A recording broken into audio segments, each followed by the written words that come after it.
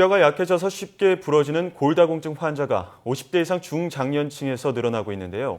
고관절, 즉 엉덩이 뼈가 부러지면 사망 위험이 커져서 각별한 주의가 필요합니다. 그래서 이 시간에는 전문가와 함께 골다공증의 원인과 예방법에 대해 자세히 알아보겠습니다. 고려대 안암병원 내분비내과 안지현 교수 전화로 연결됐습니다. 교수님 안녕하십니까? 네, 안녕하십니까? 네, 우리나라 50대 이상 중장년층이 골다공증에 특히나 취약한 것으로 나타났는데요. 어느 정도입니까? 우리나라 50대 이상 여성의 골다공증 유병률은 같은 연령대의 미국 여성에 비해서 3, 4배가량 높고 또 50대 이상 남성도 미국에 비해서 골다공증 유병률이 2배 정도 높은 것으로 알려져 있습니다. 우리나라 50대 이상 남녀 모두가 골다공증에 아주 취약한 상태라고 볼 수 있습니다. 네. 예, 여성은 3배에서 4배 정도 다른 국가에 비해 높다라는 말씀을 해주셨고요. 또 남성은 2배 정도 높다는 말씀을 해주셨는데 여성이 남성보다 발병률이 높은 이유가 있을까요? 사람의 뼈는 태어난 이후에 몸의 골량이 꾸준하게 증가해서 30대 중반에 최고점에 이르러서 최대 골량을 가지게 됩니다. 최대 골량에 도달한 이후에는 이제 나이가 들어감에 따라서 남녀 모두에서 골량이 점차적으로 감소하게 되는데 젊을 때부터 축적된 최대 골량이 적은 경우나 나이가 들어감에 따라서 골 소실이 많은 경우에 골다공증이 발생을 하게 됩니다. 그런데 여성의 경우에는 남성보다 최대 골량이 낮고 또 여성 호르몬이 뼈를 유지하는 데 굉장히 중요한 역할을 하는데 50세를 전후해서 폐경기를 기점으로 여성 호르몬이 급격하게 감소하면서 골량이 급격하게 떨어지게 됩니다. 따라서 남성보다 골다공증이 더 잘 생기게 됩니다. 네, 그렇군요. 이 골량에 대해서 말씀을 주셨고요. 또 여성 호르몬에 대해서도 그 원인을 말씀을 주셨는데요. 어떻게 보면 좀 타고난 것도 서양에 비해서는 동양이 약한데 또 여성이 더 약한데 원인이 있지 않을까 하는 생각도 해봤습니다. 교수님께서 보시기에 골다공증이 발생하는데 가장 큰 영향을 주는 위험 요인 무엇이라고 보십니까? 골다공증 위험 요인에는 사실 선천적 유전적인 요인도 크고 후천적인 요인도 있을 수 있는데 기본적으로 유전적인 요인이 골밀도를 결정하는데 가장 큰 역할을 한다고 볼 수가 있습니다. 실제로 유전적인 요인이 골밀도의 70%가량을 결정하는 것으로 알려져 있고 그 이외에 다른 후천적인 요인으로 저체중이나 지나친 다이어트나 지나친 음주나 카페인 섭취, 흡연, 스테로이드 제제 같은 것들을 치료적인 목적으로 투여받거나 갑상선 기능 항진증과 같은 특정 질환 때문에 영향을 받을 수가 있겠습니다. 예, 그렇다면 부모님이 골다공증 증세가 있으셨다면 이 자녀분들은 그런 골다공증에 대한 예방책도 미리 챙겨놔야 될 것 같은데요. 또 키가 크고 작거나 이런 체형도 골다공증 발생에 영향을 줄 수 있을까요? 네, 뼈에 체중이 가해지는 것이 뼈에는 좋은 스트레스로 작용하게 되기 때문에 골밀도를 좋게 하고 뼈의 강도를 유지하는 데 좋은 영향을 주게 됩니다.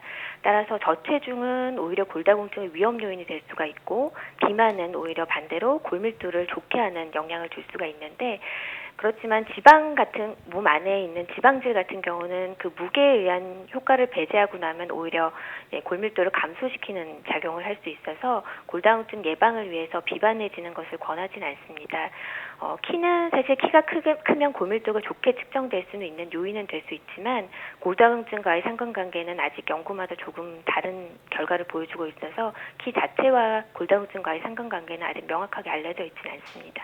네, 키가 크면 왠지 더 뼈가 튼튼할 것 같기도 하고 그런데 키와 골다공증에는 크게 상관관계는 우선 없는 것으로 밝혀졌다라는 말씀을 주셨습니다. 이 골다공증, 골밀도가 감소하는 원인 중 하나가 여성들의 경우 출산이 아닐까 싶은데요. 최근에는 출산 후에 1년 내에 임신하면 골다공증 위험이 커진다. 이런 연구 결과가 있었습니다. 그 이유 무엇입니까? 네. 임신 중에서부터 모유 수유를 하는 기간에는 뼈를 구성하는 중요한 무기질인 칼슘이 모체에서 아기에게 상당량 이동하게 되어 있습니다. 따라서 보통 일반적으로 임신을 전후해서 골밀도가 굉장히 낮아지게 되는데 출산을 하고 모유 수유가 중단되면은 이후에 다시 서서히 골밀도가 회복되는 기간이 필요합니다. 그런데 그 기간 이내에 단기간에 다시 임신을 하게 되면 골밀도가 회복될 시간이 부족하기 때문에 골다공증의 위험성이 더 높아진다고 설명할 수 있겠습니다. 네, 어떻게 보면 출산 때문에 여성들의 골다공증 발병률이 더욱더 높아진다고도 볼 수 있을 것 같은데요. 이 골다공증을 의심해 볼 수 있는 증상에는 또 어떤 것들이 있을까요? 골다공증은 사실 소리 없는 도둑이라고 표현을 하는데요. 뼈가 작은 충격에 부러지기 쉬운 상태를 말하는 거지 특별히 어디가 아프거나 특별한 증상이 나타나는 병은 아닙니다. 많은 경우에 골다공증이 많이 진행해서 오히려 골절이 발생하고 나서야 진단되는 경우가 많고 경우에 따라서는 특히 척추의 압박골절 같은 경우는 발생해도 느끼지 못하고 계시는 경우도 많은데요. 척추 앞부분이 주저앉아서 키가 줄어들거나 허리가 앞으로 굽거나 한 경우에 골다공증을 의심해 볼 수는 있겠습니다. 네, 또 소리 없는 도둑이라고 표현하신 만큼 네. 정말 골절 상태가 오기까지 발견하기 쉽지는 않을 것 같은데요. 이 우리나라 골다공증 환자들이 좀 자신의 증상과 상태를 잘 인지하는 편입니까? 우리나라 경우에는 골다공증 유병률은 굉장히 높은데도 불구하고 이에 대한 인지율과 치료율은 걱정스러울 정도로 굉장히 낮습니다. 예. 조사에 의하면 여성 골다공증 환자 10명 중에 8명은 진단받지 못하고 있고 10명 중에 9명 가까이는 치료를 받지 못하고 있는 것으로 알려져 있고 남성의 경우는 더 심각한데 10명 중에 9명 가까이가 진단과 치료를 받지 못하고 있는 것으로 알려져 있습니다. 그다음에 중장년층 분들은 정기 검진을 통해서 이런 발병률도 확인을 해야 될 것 같은데요. 끝으로 중장년층은 물론 이 젊은 층에서도 골다공증을 효과적으로 예방하는 방법 정리해 주시죠. 네, 가장 먼저 무리한 다이어트나 과도한 카페인 섭취, 음주, 흡연 같은 위험 요인들을 피하는 것이 중요하겠습니다. 다음으로 뼈에 도움이 될 수 있는 칼슘과 비타민 D를 충분히 섭취하고 규칙적이고 적절한 운동을 하는 것이 좋겠습니다. 칼슘 같은 경우는 가장 좋은 공급원이 우유나 치즈 같은 유제품이 될 수 있겠고 비타민 D는 연어나 고등어와 같은 생선류에 비교적 많이 함유되어 있지만 음식보다는 햇볕을 쬐어서 피부를 통해서 만들어내게 하는 것이 훨씬 효율적입니다. 그리고 네. 규칙적이고 적절한 운동은 골밀도를 높여주고 뼈를 튼튼하게 할 뿐만 아니라 근력이 강화되고 균형 감각에도 도움이 될 수 있어서 골절 예방에도 굉장히 중요합니다.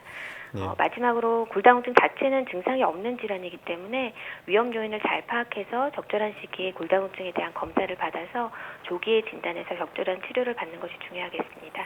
예, 중장년층뿐만 아니라 젊은 층에서도 이 예방법을 잘 지키시는 게 좋을 것 같습니다. 지금까지 고려대 안암병원 내분비내과 안지연 교수와 함께 이야기 나눴습니다. 교수님, 오늘 말씀 잘 들었습니다. 네, 감사합니다. 예, 어떠한 질환이든 건강한 생활 습관이 우선일 것 같은데요. 중장년층 분들은 특히나 이 생활 습관에 유의하시면 좋을 것 같습니다. 네, 무엇보다 요즘 다이어트 하는 분들 많으신데 네. 골다공증에는 치명적이네요. 이 다이어트 무리하게 하지 마시고 칼슘과 비타민 D 챙겨 드시는 거 잊지 마시기 바랍니다.